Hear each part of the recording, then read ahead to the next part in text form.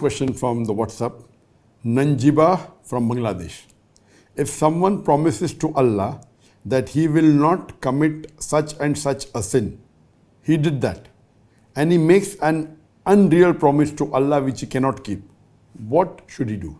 And if a student observes 3 fasts in the name of Allah as an expiation for breaking an oath, and if he hears from many that 10 poor people should be fed or clothed, if he also promises Allah that he will clothe or food, give clothes or food to 10 poor people for all the promises he has made to Allah in his life, which he could not keep, and he breaks his oath, now he has to give clothes or food to 10 poor people as expiation for breaking the same oath again.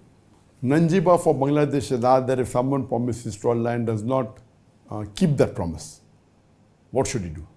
Here you have to make a differentiation between a promise to Allah and an oath to Allah. There's 2 differences. When you promise something, it is you're telling Allah, okay, I will do this, I will do that. That's different than taking an oath. If you take an oath, it should have certain clause. Like how Allah takes an oath of fig, Allah takes an oath of Al-Asr, Al-Fajr, then of the mountains. So when you take an oath, you take oath of something, and taking oath is of different types, what scholars say. So promise is something else, that okay, I promise that I will do something, that I promise I'll be good, I'll promise I'll be truthful. That's different. I'm making a commitment to Allah, but taking an oath is different. An oath, normally the Prophet said, Sahabas always said, there are many Sayyidus who said, that the Prophet discouraged us from taking oaths. Oath means, you said that if I pass the examination, I will go for Umrah. Or if I pass the examination, I'll give charity of $1,000 to the poor people. So this type of oath the Prophet discouraged. It says that taking oath does not change the qadar. It only makes a miser person give in charity. So when you're taking an oath, there are different types of oaths. Some oaths which are good to take, some oaths which are not good to take, some are mubah. The oaths that if you ask and you take an oath of Allah, that if so and so thing happens, I will do this sort of worship. It's not encouraged. It's not haram, because you are putting a stipulation to Allah that okay, if I pass the examination, I will pray 2 rakat nafil, I'll go for Umrah. And if you do that act, if you pass the examination, it is as though you are forced to do it. You're not doing it out of your own free will. So that's one of the reasons.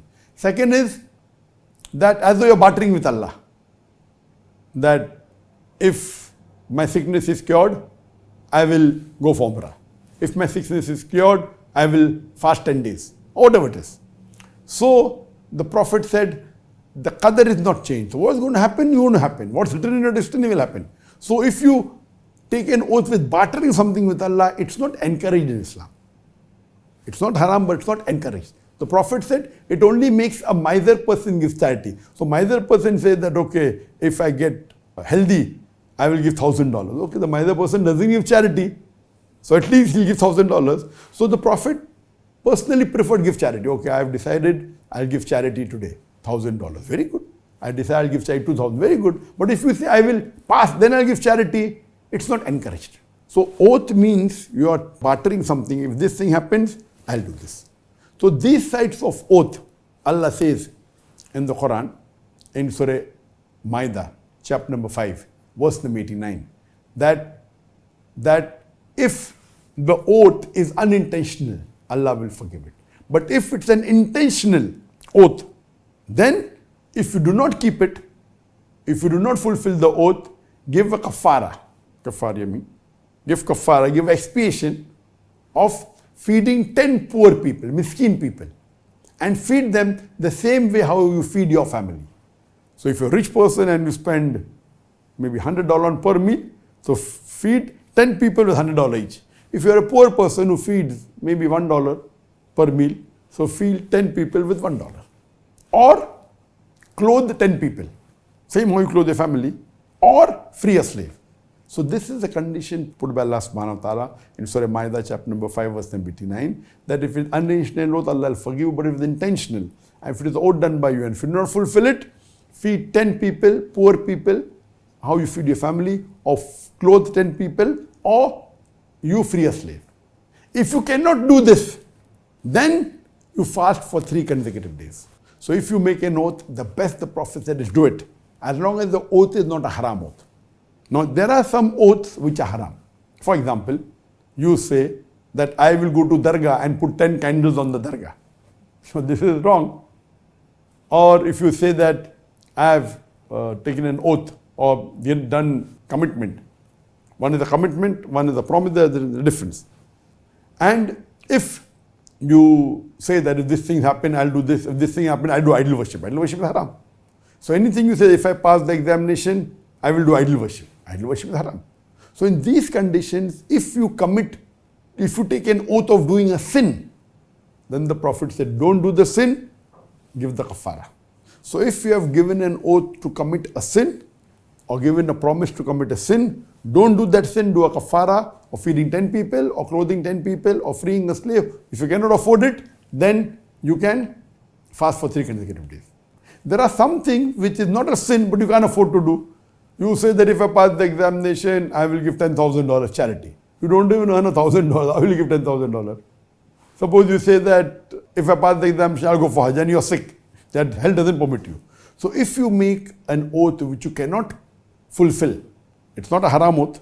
Going to Hajj is good. Giving 10,000 charity is good. So then you give kafara. That is feed 10 people, poor people, equivalent to how you feed your family, or clothe 10 people, or free a slave. If you can't afford this, then fast 3 consecutive days. So one oath which is haram, you should not do it, only give kafara. One oath is which you have committed but you cannot do it because you can't afford to do it, or you're not healthy, you don't have the money. Then the third type is which is mubah. Okay, if I pass, I will give charity, and you have the money, then you give charity.